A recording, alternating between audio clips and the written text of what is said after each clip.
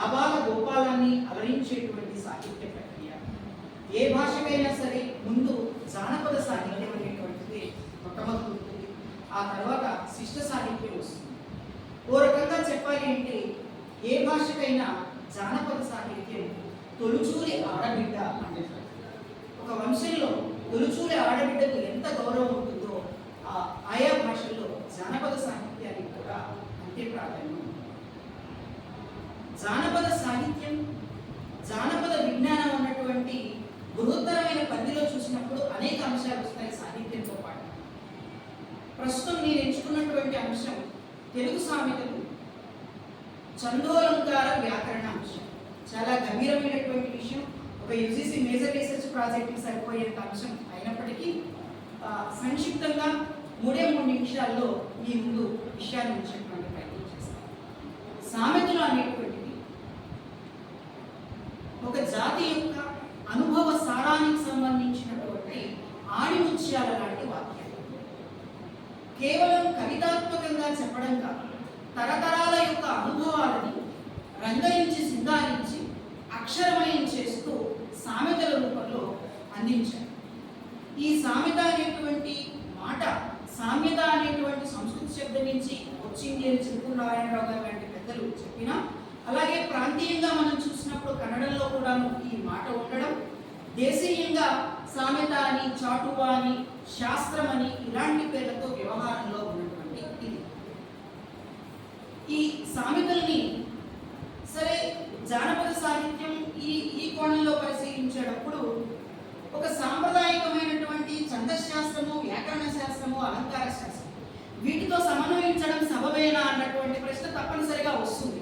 కానీ సబబే అనేటువంటిది నా యొక్క ప్రతిపాదన.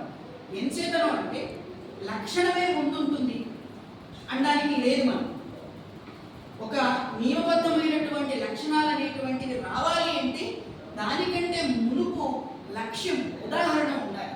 ఉదాహరణ ఉంటే దాన్ని ఆశ్రయించుకొని ఆయా ఉదాహరణలో అంతర్లీనంగా ఉన్నటువంటి ఒక ఏకీతమైనటువంటి ఆ భావాన్ని సూత్ర రూపంలోనూ లేదా లక్షణ రూపంలోనూ లక్షణకారులు ప్రకటిస్తారు.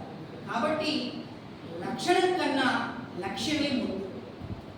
అంచేత జానపద సాహిత్యంలో, సామెతల్లో కావచ్చు, పొడుపు కథల్లో, జాతీయాల్లో వీటిలో ఉన్నటువంటి లక్షణగతమైనటువంటి అంశాలు తరువాతి కాలంలో శాస్త్రత్వాన్ని పొందాయి.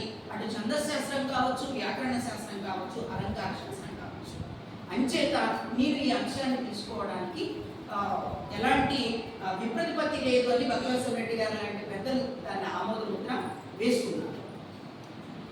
అలంకార శాస్త్రాన్ని మనం సమన్వయించి చూస్తే రీతిర్నామ గుణాశ్లిష్ట పద సంఘటనామత అని అలంకార శాస్త్రం రీతి గురించి చెప్తుంది. పద సంఘటితత్వం ఉండడం అనేటువంటిది రీతి. సామెతల్లో ఉండేటువంటి రీతి లేదా పాకం ఎలాంటిది అంటే ద్రాక్షాపాకం, కదలీపాకం, నారికేళ పాకం, ద్రాక్షాపాకం అని 3 పాకాలని అలంకార శాస్త్రంలో చెబుతారు.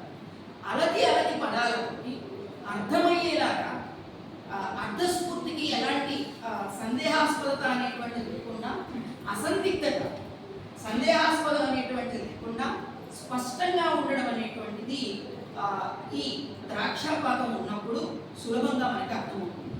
సామెతల్లో 99% ద్రాక్షాపాకంలో ఉన్నటువంటి సామెత. ఇంకొకటి అలంకారం అంటే జీవలక్షణం ఏంటి అంటే పోలికే.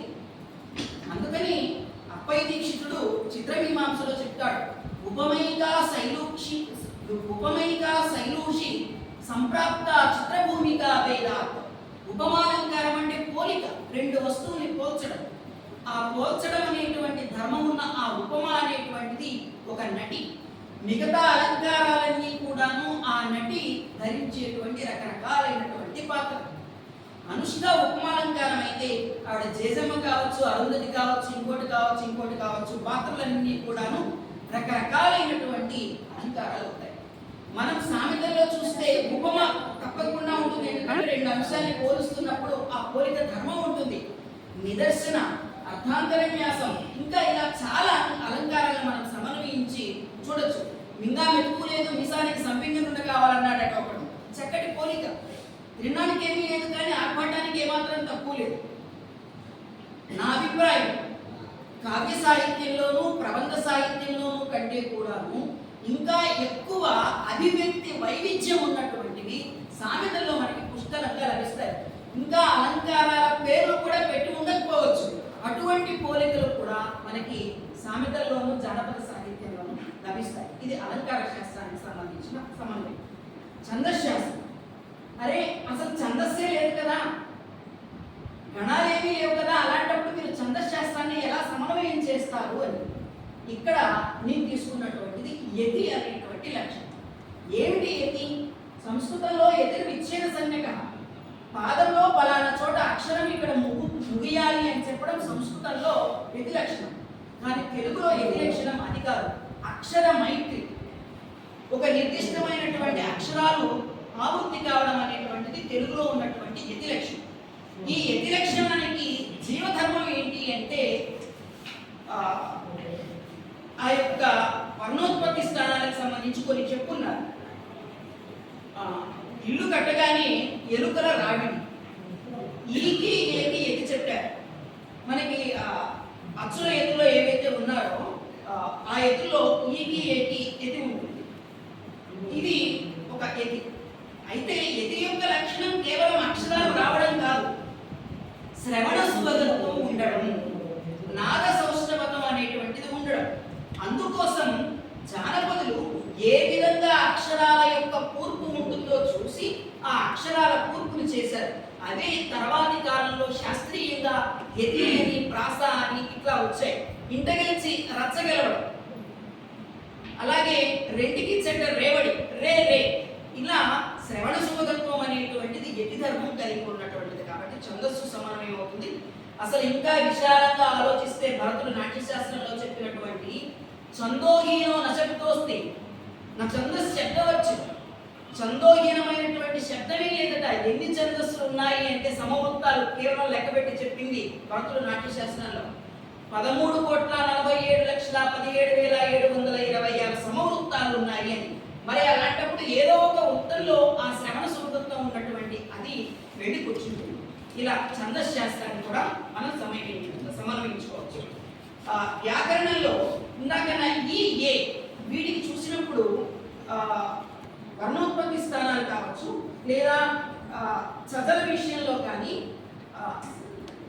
సవర్ణత చెప్పడానికి తుర్యాస్య ప్రయత్నం సవర్ణం అనేటువంటిది ఉత్పత్తి స్థానము ప్రయత్నము. ఇలా ఏవైతే ఉత్పత్తి స్థానము ప్రయత్నాలు సమానంగా ఉంటాయో అలాంటి అక్షరాల్ని మనం సామెతల్లో వాళ్ళు ప్రయోగించడం చూడొచ్చు.